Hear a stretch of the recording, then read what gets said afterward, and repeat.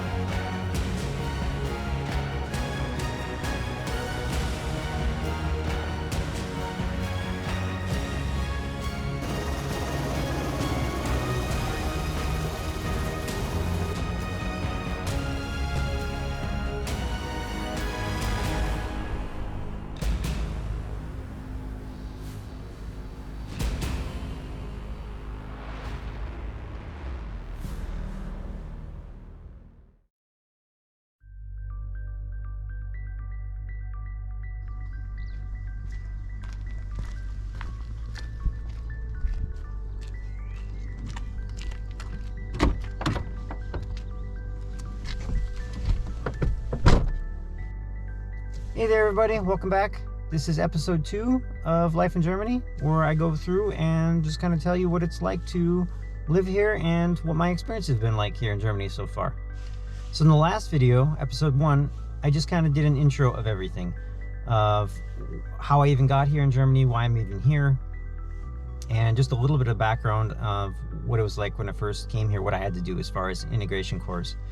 I thought for this episode it would be best to go and show you where I got my first job and how we kind of got things started here. And so that I don't stick out too much like a sore thumb and a typical American from the backwoods of Michigan, let's remedy that real quick. There we go, that's better. And let's take a ride. It's a diesel, you gotta wait for it to glow plug and all that stuff.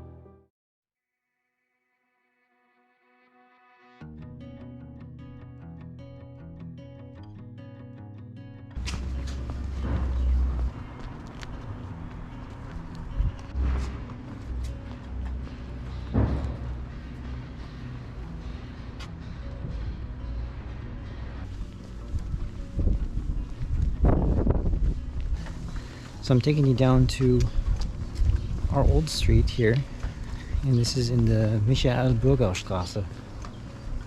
So this was our really tiny apartment, super small, I think 25 square meters.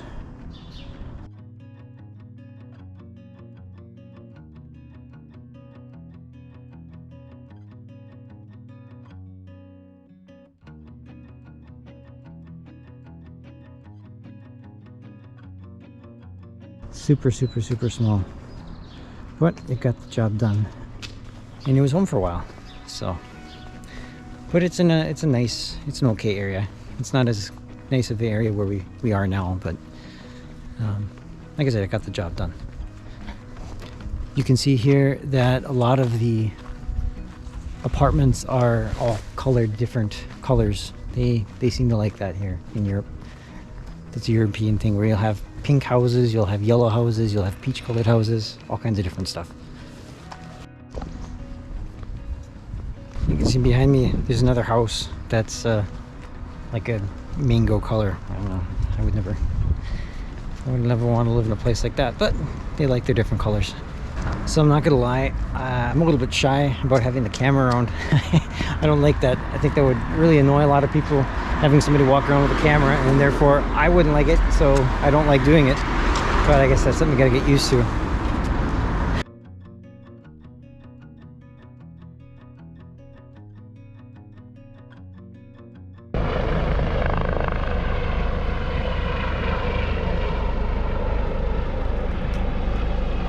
So, this behind me is the Krankenhaus der Barmherzigen Brüder. Translates to something of the effect of the hospital of the Merciful Brothers. It's a Catholic hospital. And this is where I got my first job here in Germany. I worked as I worked in Krankentransport, which is the in English it sounds silly when you translate it, but sick transport. But it was essentially like an orderly or a person who would transport patients from their bed, from their rooms to X-ray or CT, or to a different room, or from the ER to a room, and so forth, something like that. That's what I did for 6 months.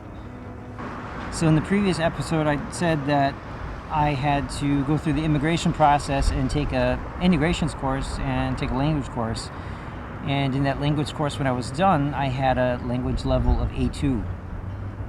And when I say A2 in the European Union, they have a standardized language system where it's so that they can understand what you have, or so they can record what kind of language skill you have. So it goes from like A1 all the way to C2 or C3, I think it is.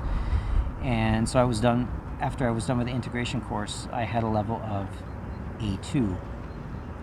And to work in Germany as a nurse or as a paramedic, you need a level of B2. So I would either have to gone to more classes, and that costs a fair amount of money. So we decided, no, we're not going to do that. We're just going to study at home, or I'm going to study at home and just go that route and do it myself. I ended up doing that. That took about, I think, 2 to 3 months, something along those lines. And then when I was done with that, I was able to go down to Munich and take a standardized test, and I passed that. I didn't get the results till like 6 or 8 weeks later, which is a little bit frustrating, but that's typical in Germany. But in the meantime, when I was studying, we didn't have any income. I couldn't work anywhere. So I had, luckily, money saved up from the United States, but of course that started to dwindle because my wife was just a student and I didn't have any income. We had to figure something out. And I couldn't work as a nurse or a paramedic like I had worked in the United States. So we looked around, we weighed our options, and it turned out that we essentially qualified, or I was able to apply for somewhat of a kind of like a welfare system where we would get support per month, but in return I would get a €1 job. I would have to work for some kind of business for €1 an hour. That was the wage that they would give you in return for financial support. And so it turned out that when you go to them, you tell them, hey, this is my situation and I can't work right now because my language skill is not good enough. So they worked with me and they helped me out, and they got me hooked up with this hospital here behind us. Yeah, you would get paid €1 an hour, and you got to keep that money. That was tax-free. And in return, you got financial aid every month. So I was able to work here for 6 months. And in that time, like I said, I studied for the B2 language test. Once I got my B2 results, we still had to apply for the documents and everything for my paramedic certificate license and my nursing license to be transferred over to that equivalent of what they had here in Germany. And that also took time. So when I worked here in patient transport, there was a lot of foreign people there. Foreign people, non-German people. And so it was a good learning experience for me, and it was also nice because all of them didn't speak perfect German either. So it was kind of like, hey, you're part of the club. You can't speak perfect German. That's okay. We're learning too. So that was kind of nice. There was lots of Middle Eastern people there. There was lots of Russian people in there, Eastern Europeans, Polish, and whatnot. And it was pretty interesting just to see the different cultures that were all kind of thrown together in this little department that we worked in. And it was really cool to see the backgrounds that everybody came from, and they're kind of to learn their story of why they came to Germany. And so it was kind of fun. It was interesting as well because there was this one Russian guy who came from, I believe it was Siberia, but they always used to make fun of us and make jokes because we got along. And I guess that was the big joke because, you know, Cold War, United States versus Soviet Union, we got along fine, and I guess that was one of the big jokes. But it was pretty cool. It was really pretty interesting to hear that. And it's kind of cool because you can say that, or I can say that I worked my way from pretty much the bottom on welfare, I guess you could call it, from the very bottom rung of the ladder, and I kind of saw how it was, and I worked my way up from there. And so in November 2012, we finally got my certification for working as a nurse. I got that actually before my paramedic license. We had to apply for my paramedic license again because they forgot it or it got lost or something like that. And so I would have liked to have worked as a paramedic instead of a nurse because that's what I did in the United States. And truth be told, I never really went to nursing school to work as a nurse, and I always wanted to work as a flight paramedic. And so if you have a nursing degree as well, that also helps you. But lo and behold, I didn't want to work here in patient transport anymore, so I took it. I said, okay, I don't care, I'll work as a nurse. So I applied here at this hospital in the ER and also on an ICU because that's something I also wanted to learn.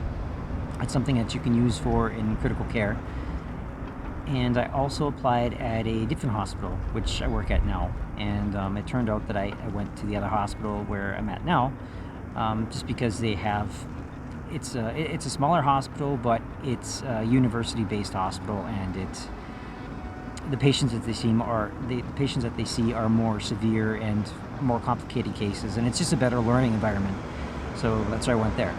So I hope this episode was interesting to you and informative.